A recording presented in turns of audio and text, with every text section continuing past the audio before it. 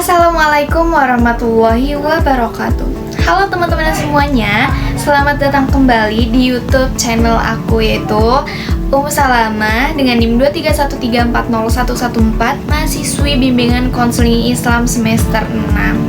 Nah, bagi teman-teman yang sudah menonton video sebelumnya, di sana kita sudah membahas sedikit tentang apa sih itu public speaking dan mengapa kemampuan ini penting untuk dimiliki. Nah, di video kali ini kita akan melanjutkan pembahasan tersebut teman-teman, yaitu tentang dasar-dasar public speaking dan manfaatnya dalam kehidupan kita. Karena sebenarnya public speaking itu bukan hanya tentang berbicara di depan banyak orang, tetapi juga tentang bagaimana kita menyampaikan pesan yang jelas, menarik, dan mudah dipahami oleh audiens. Nah, ada apa aja sih dasar-dasarnya? Yang pertama yaitu adalah analisis audiens. Nah, hal pertama yang penting adalah memahami siapa audiens kita. Mengapa ini penting gitu? Karena cara kita berbicara itu harus disesuaikan dengan siapa yang mendengarkan. Misalnya, ketika kita berbicara di depan mahasiswa, kita bisa menggunakan bahasa yang sangat mudah gitu, atau dengan contoh yang dekat dengan kehidupan para mahasiswa. Tetapi jika kita berbicara di forum yang lebih formal, tentu bahasa yang digunakan juga harus formal gitu. Dengan memahami audiens, pesan yang kita sampaikan gitu akan lebih mudah diterima dan dipahami. Yang kedua yaitu kita harus mengetahui struktur presentasi yang efektif. Nah, dalam public speaking ini kita juga perlu memiliki struktur penyampaian yang jelas, teman-teman. Biasanya struktur presentasi itu terdiri dari 3 bagian nih. Yang pertama yaitu pembukaan yang bertujuan untuk menarik perhatian audiens. Kemudian yang kedua yaitu bagian utama yang berisi materi atau pesan yang ingin kita sampaikan.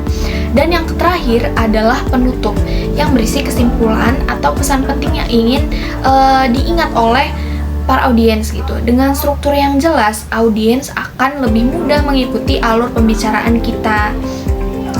Yang ketiga yaitu penggunaan bahasa yang efektif. Dalam public speaking itu penggunaan bahasa juga sangat penting.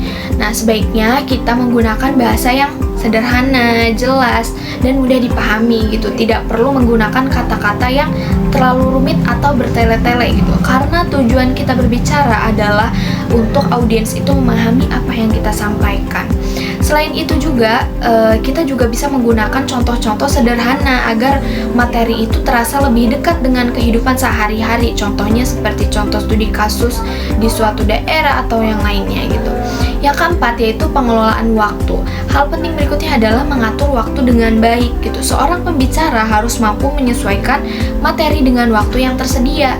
Jangan sampai terlalu lama di satu bagian sehingga bagian yang lain itu tidak sempat tersampaikan, sehingga pesan yang diterima oleh audiens itu tidak sampai. Nah, kemudian itu tadi struktur-strukturnya. Ada hal penting lain nih dalam speaking yang harus kita pelajari selain dasar-dasar tadi. Yang pertama yaitu adalah bahasa tubuh, teman-teman. Public speaking itu tidak hanya tentang kata-kata, tetapi juga tentang bahasa tubuh kita. Bahasa tubuh itu meliputi kayak seperti ekspresi wajah gitu ya kan, gerakan tangan, kontak mata, dan juga postur tubuh gitu. Bahasa tubuh yang baik itu dapat membuat kita terlihat lebih percaya diri dan lebih meyakinkan audiens. Nah, kemudian yang kedua ada konsistensi suara. Selain bahasa tubuh, intonasi suara juga sangat penting, teman-teman. Jika kita berbicara dengan suara yang datar, audiens bisa cepat merasa bosan gitu. Karena itu gitu ya, penting untuk mengatur suara dengan variasi intonasi agar penyampaian terasa menarik. Selanjutnya itu penggunaan visual. Nah, di era sekarang presentasi itu sering dibantu dengan media visual, betul, seperti PPT dan lainnya. Nah, itu dapat membantu audiens memahami materi dengan lebih mudah gitu. Namun visual yang tidak menarik itu, yang penuh tulisan, itu tidak membuat fokus audiens itu acak-acakan gitu. Selanjutnya ada manfaat public speaking. Nah, Sekarang kita bahas manfaatnya. Yang pertama, public speaking itu dapat meningkatkan kepercayaan diri, terutama ketika kita harus berbicara di depan banyak orang gitu. Yang kedua, public speaking dapat melatih kemampuan berpikir kritis dan sistematis, teman-teman.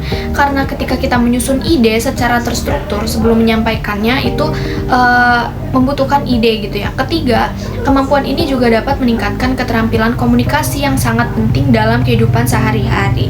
Nah, selain itu, public speaking juga dapat membantu peluang karir karena kemampuan berbicara yang baik itu sangat dibutuhkan di banyak bidang pekerjaan, teman-teman.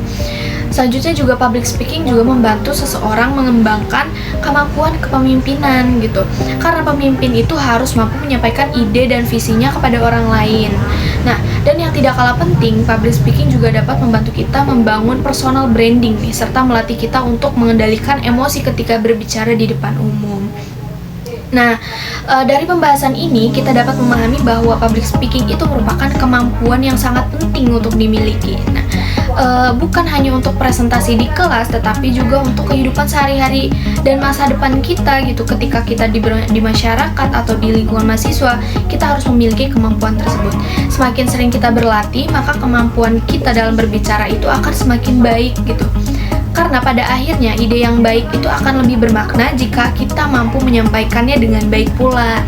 Nah, terima kasih sudah menonton video pada kali ini, teman-teman. Semoga apa yang saya sampaikan itu bisa memberikan manfaat untuk teman-teman semua. Cukup sekian. Wassalamualaikum warahmatullahi wabarakatuh.